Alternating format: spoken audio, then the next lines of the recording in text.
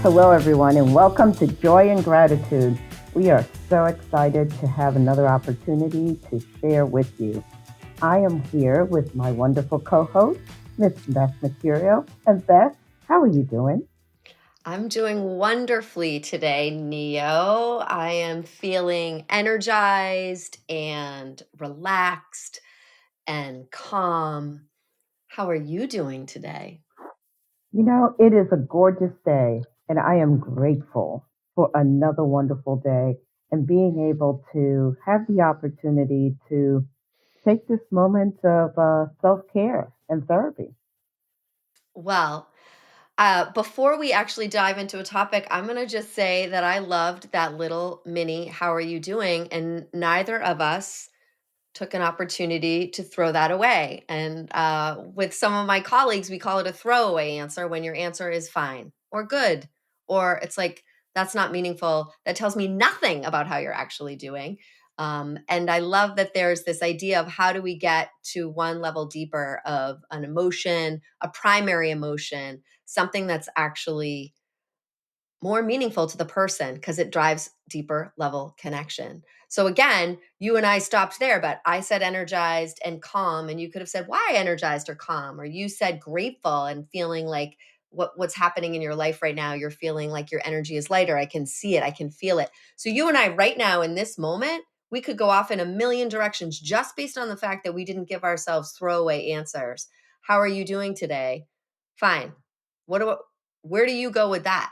Right? There's nowhere for you to go with fine. You're sort of like, okay, it's a bit of a closed answer instead of sort of understanding the more vulnerable I am, the more authentic I am, the more sincere I am about what's going on for me, the more ability you and I have to connect, have a more important conversation, potentially support each other in a way that we didn't even know. Maybe you needed support today, maybe I did. Maybe Mhm. one of us was feeling really shitty today. And our answer is going to be like, you know what? I'm here, but like, I feel crappy. I feel tired. I'm not energized. I don't really want to be here, but I'm here because I said I would be. And then we get to go, huh, let's talk more about that. Or let's make a different choice. Or maybe we shouldn't do the podcast today if you feel like that. Or I just love the opportunity for us to get real when we actually show up and say how we're feeling at a deeper level, a primary emotion, something more than fine, good, great. Even great is a bit of a throwaway. Yeah, and it's kind of interesting because sincerity is something that you have to live. Mm, It's something that you have to be present for. You have to be willing to go with the ebb and flows associated with it. And we have all fallen into the comfort of the mask. The mask keeps us safe. And, whether it's with family, whether it's at work, we tend to use that fine. Everything's great. And you're like melting inside, but everything is fine. I mean, we even write songs about it. The song for the Miss America pageant, Smile Though Your Heart is Aching. You know, so it's like, it doesn't matter that your heels are killing you. It doesn't matter that you have eaten nothing but a celery stick, but smile because you're trying to be Miss America. And reality is that takes a lot of negative energy. And it's so much better to be sincere. Now, mm, let's just be very understanding. Sincere doesn't mean that you put yourself out there to get hurt or you put yourself out there to be somebody's doormat. What it means is that you present yourself as your whole self mm, and that you are willing to understand that you have empathy, that you have the ability to listen, the ability to participate, and just extend yourself one step more that you are likable and complete.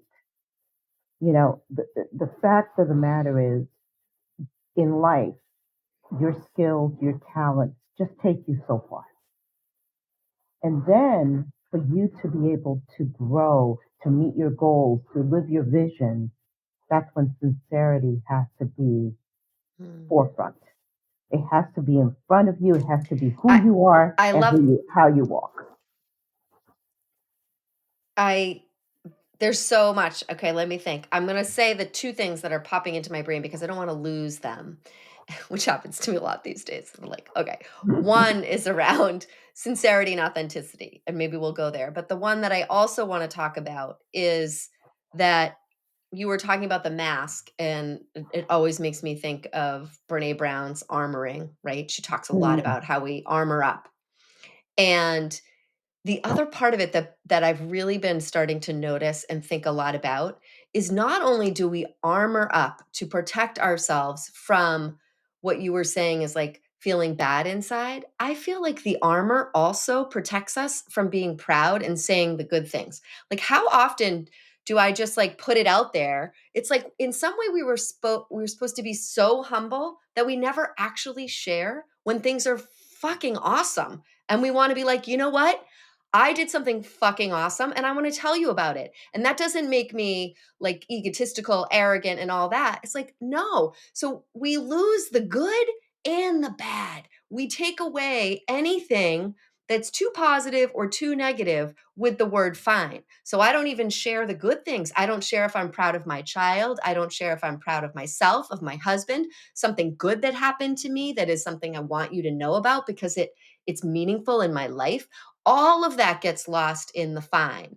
And I noticed this because I actually was doing something on a college campus, a gratitude rock session, and one of the students said that she does Friday bests, and it's not her idea.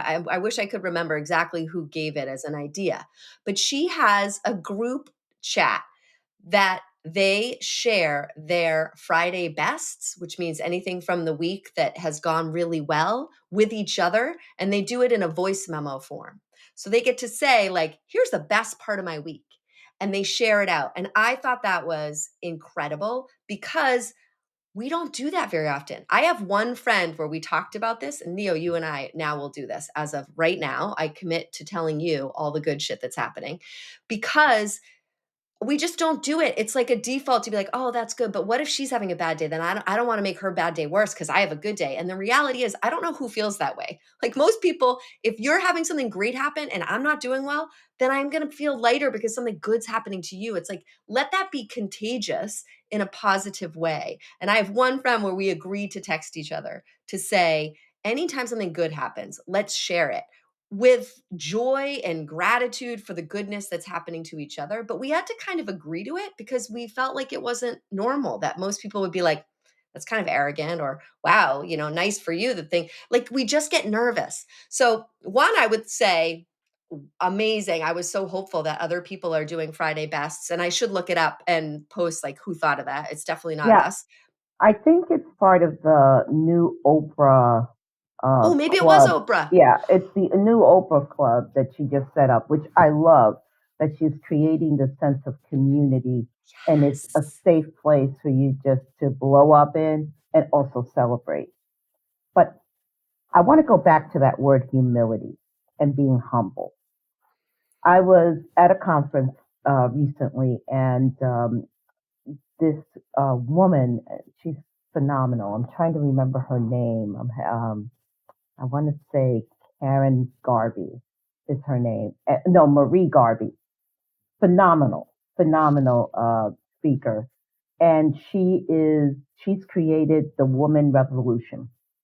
Mm. And the Good Girl Revolution. Shame on me for not remembering all this stuff. Good Girl Revolution. And one of the things that she says, I hate the word humble because we've taken it out of context. And it doesn't mean that you stop loving your self worth.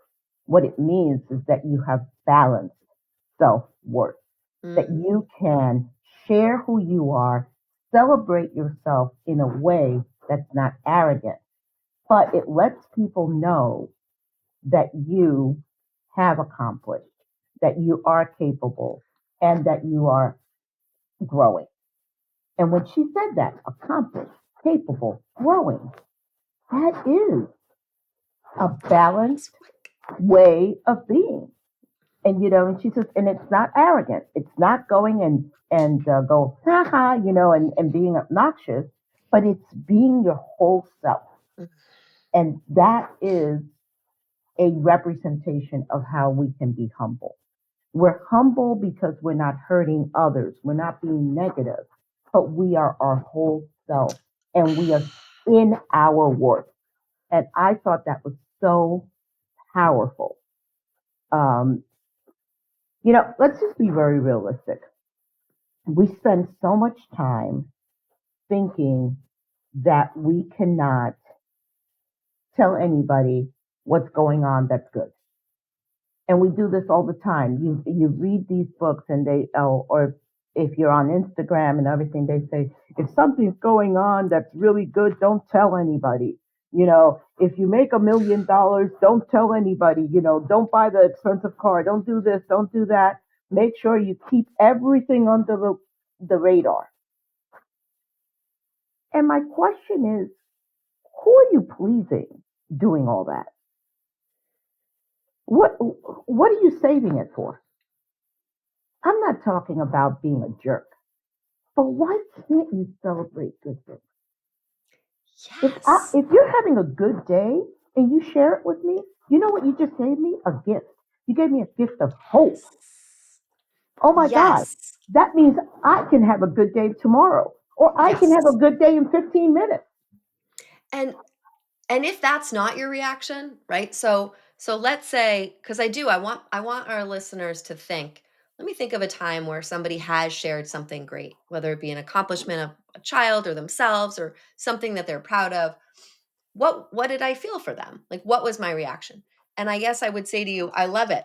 Usually it's joy and hope and some sort of like, aha, this is amazing. It might be able to take you out of something if you're not in a good place.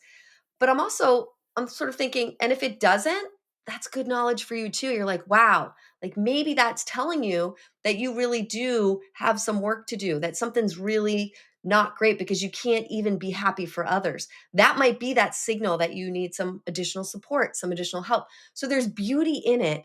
I think either way, it can really help us tune in. And I want to stick on this whole self. It's so beautiful because without even knowing it, we've come full circle to authenticity and sincerity.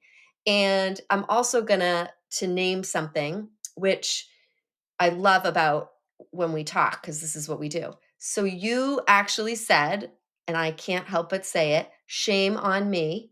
And I was like, like my instant react. I had like a physical reaction. I was like, we're not, you know, shaming on you because your memory, you forgot something. Are you kidding me? I mean, like all women in our 50s would be walking around in a whole bunch of shame if we like, are you kidding? So that was such a beautiful example of our tendency. Like you didn't remember something and then you started to like shame yourself for not having a better memory. No way. What I love is like, nope, that's just you. You don't remember stuff. I don't remember stuff. Let's just start being that person who's like, I don't always remember stuff anymore. It's kind of sucky, but it's kind of who I am. And it doesn't mean that I didn't care any less about the name of the person or what she said. You cared a ton and that came through. You were like energized and excited and it was bothering you that you couldn't remember. We saw all of that. So let us all work on removing that classic self shaming that we do. That's one.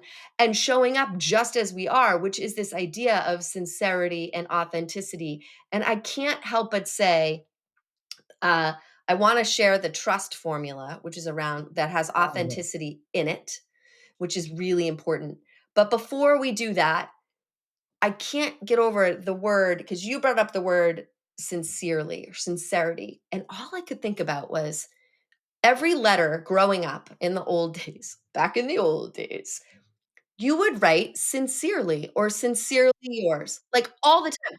I'm not sure the kids in this generation know that every now it's like best or, whatever. And even I don't write sincerely anymore, but I'm like, why not? Wouldn't that be so beautiful if at the end of an email or a letter or something I wrote sincerely? It's like it's like our inability to use the word love. Like people don't, you can't say with love or love, whatever. That's like, whoo, wait, be careful. I don't know. And part of me is like, can we just start saying love more? Like, let's just use it. If you feel it, like, I don't think we have to be so worried. But all of a sudden I'm thinking, all these people worrying about their sign offs. I'm like, we had the most incredible sign off if it was actually true. Like, if Hmm. you literally wrote something and you were like, and that is sincerely me. Like, oh my God, we should all be writing sincerely in our sign-offs. If we, it shows our own authenticity. It shows us, and let's just say that, but let's talk about sincerity and authenticity. Because for me, when I was thinking about sincerely, it would be like writing, for me, it would be like writing authentically yours. Like, this is coming from me. I haven't written anything above or said anything above in the content or copy of a letter or an email or whatever that isn't feel like my truth, feel like it's totally coming from my heart. I'm not playing any games with you. You're getting the real me. I mean, like, drop the mic, beautiful. I would love for us to live in a world where our words were sincere and we showed up authentically yours. I feel like authentically yours, sincerely yours. It's incredible. And I'll let you speak. I've been talking for a while, and then maybe we can come back to that trust formula. But I'm loving this idea that we used to be in a world where that was highly respected and almost an expectation for how humans signed off. Imagine that. Yeah, I remember as you were talking, all I could do was sit here and remember when I was admonished at work for using sincerely. And and I won't say what company it was because it's not fair. But I was basically told we you could put best regards, you could say thanks, and I'm like, why would I say thanks when I just told them, whatever it is I told them? It doesn't make any sense, you know. But don't use sincerely. We don't. That's not business enough anymore. It's not in vogue. And it was late '90s when I was told not to use it anymore, and I do miss it. I had to stop and say, I miss that. I miss what it actually says. I miss the idea of saying, I am sincerely giving you this information. This is from me to you. That is so powerful, and we do need to teach it again and introduce it back into business. I think we have protected ourselves so much that we've lost who we are. Yes. I mean, really, it's all in these little things, from our sign off to how we present when we started a meeting. The salutations are gone half of the meetings that you go into. People are like, okay, let's start with the agenda. And they don't even say, well, how was your weekend? How was your day? Nothing. We have literally diminished, in my opinion, human connection. All that is part of human connection, and we've diminished it. We All, have, and we are desperate for it now. We are, yeah, I mean, we are in a world where human connection is, I think, ever since COVID, like it skyrocketed downwards, right? So I agree with you. Slowly over time, we were diminishing it. And then that happened. And I feel like we've lost so much connection. And now we have technology coming in, which is as well removing even more of that connection. And I think I'm just thinking about how in when I do check-ins as part of Gratitude Rock circles, I don't ask, "How are you?" I say, "How are you showing up today?" And I ask them for one word, maybe two, 1 or 2 words. It's a pretty typical check-in, but just somehow that language, like, "How are you showing up today?" Imagine if we said that even just to each other, because it makes you go a level deeper. When somebody says, "How are you showing up today?" You don't think of the word fine. It doesn't, like, you don't, that's not your go to. When someone says, "Give me a word or two to let me know how you're showing up today," you usually think, and I love it when people say, "I'm kind of hot." I'm like, yes, there's like a physical body answer, makes me so happy. Or, tender or emotional, or I've already gotten them to answer a little bit differently. And we're in a circle of people. So now people know, hey, how are people showing up? Not everybody is showing up the same way. Not everybody's super jazzed for that meeting that's about to take place, right? So I'm loving that you and I, and this is what we always ask of our listeners, like, what can we do? Like, how do we untangle? What is the one thing we can do? I think we can do a couple of things just from this conversation, which is introducing sort of the question when you're talking to a friend or a colleague or whoever it is that allows that deeper level connection to happen right up front. Like, how are you showing up today? What's going on for you today? Instead of how are you, which allows for the auto response that we're so accustomed to, where and then you fly over that. Or if you get the auto response, can you be brave enough, because it does take bravery since it's no longer a norm, to say, fine, tell me more, like what part of today feels fine? And then they can kind of go, oh, and they have a little more time. So can we take on that responsibility of getting a little bit, like, because the more we do it, we model that behavior, the more people will feel it. And I think similarly with love, authentically yours, like, yeah, let's us lead by doing that. Even in texts, in emails, in our correspondence, can we introduce that there is a connection, that it's okay if I love you or I just gave you my authentic self? And let's celebrate that by naming it and not shying away from it. Maybe those are little tiny, tiny steps that can get us back to a world based in sincerity and authenticity and love. I totally agree. And, it is a 1000% bringing us back where we started. Everything from sincerity to be likable to be authentic. That means that you just don't do it in being present, but it's in all your little actions. And I have to be honest, I am taking an oath that I will extend a new salutation, that I will be asking for the next level, and I will give my own next level to whoever I'm participating with. And also, I'm going to start using sincerely again. I miss Yes, it. That's what, I do I miss too. it. So I will be starting to use it again because you know what? People deserve it. They deserve to hear my sincere self in text, in email, and in any way that I communicate. So I'm stepping into my sincerity in I all levels that and I I can. celebrate support, and I will do that as well. I will join you in our commitment to stepping into sincerity. And I will say what we do when we do that, and this is bring us right back. It's like it's as if you cued it, is we build trust. So in a world where trust is more than ever paramount, I'm just going to give you this incredible formula. Some people know it, I'm sure you do, and some people Mhm. haven't heard it. So I'm going to share it. And this particular one, because there are different versions, is from Meister and Green from something called The Trusted Advisor. And the trust formula is comprised of a few variables. So trust equals reliability, which is your say do ratio. Do you say what you're going to do? Very important. Can I rely on you? Reliability plus credibility. And credibility is beautiful. It's made out of two variables. One is integrity. Do you have integrity?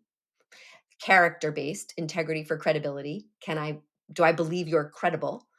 And the other is technical skills, right? Do I believe you're capable? I mean, obviously, like, if you don't have a surgeon doing an operation, and he's not qualified as a doctor, he's not credible, right? Like, that matters. So technical capabilities and character make up credibility. So reliability plus credibility plus authenticity. And that authenticity is what we were just talking about now, which is really around, are you being you?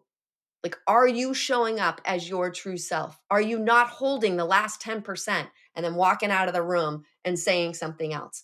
Can I really believe that I have the real you right in front of me? That's authenticity. And oftentimes there's a parenthesis that says vulnerability, right? So we talked a lot about that. That could be a whole nother podcast. We talk often Mhm. about the way in which you show your authenticity is to be vulnerable. It's to say how you're really doing today, not to say fine, but to give that next level, right? That's your authenticity. So trust equals reliability plus credibility plus authenticity, all divided by self-interest. And what that means is, am I doing this for myself or for the greater collector good?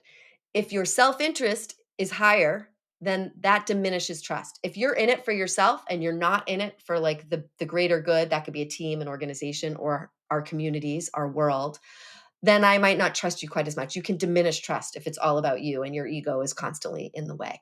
So I bring that up because, man, it is an incredible component for either diminishing trust or building trust. And so you and I are saying we're going to commit to making sure that our authenticity and our sincerity are a part of how we show up in order to build trust within all of the people in our spheres, new people that we meet.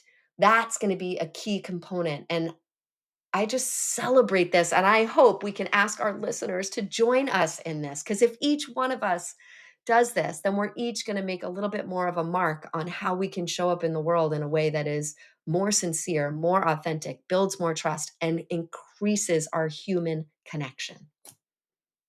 And that's what it really is about. It's about us increasing our human connection, but doing so not chasing human connection, but living it. And with that, I'd like to go to the joy song of the day with this wonderful conversation. And what came to mind is This Is Me uh, by Keala. And it's a different version of that song. It's been sung by several people. But the thing about that song is it celebrates being fully present and being confident and, more important, being sincere. So I say to you, this is me.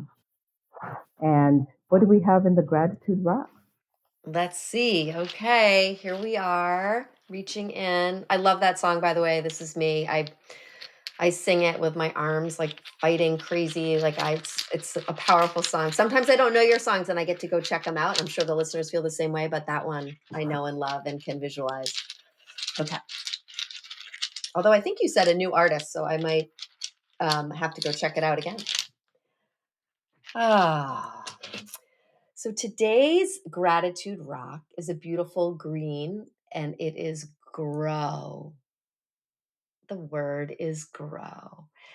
And some people listening may know that Grow was my first ever gratitude rock. So there's some history there for me. Um, it's the first one that I ever chose that started this beautiful, beautiful program. And we continue to grow. So, what I love is we just, hopefully, as you listen to us, in our own podcast, we've recommitted to something, to grow ourselves, to grow and lean into our authenticity, to come back to sincerity. And to me, that is literally coming back, that we continue to grow. We learned that we lost something and we're taking it back. That's growth. So I guess I would invite all of us to just think about how we can grow and how we can reinforce very authentic human connection and what the world could look like with a little bit more love, connection, and growth. Growth is a constant that we must nurture and continue to do. And one of the essence of this podcast is continuous growth. So we do it in flow, we do it in joy and gratitude. Thank you. We can't wait to see you again.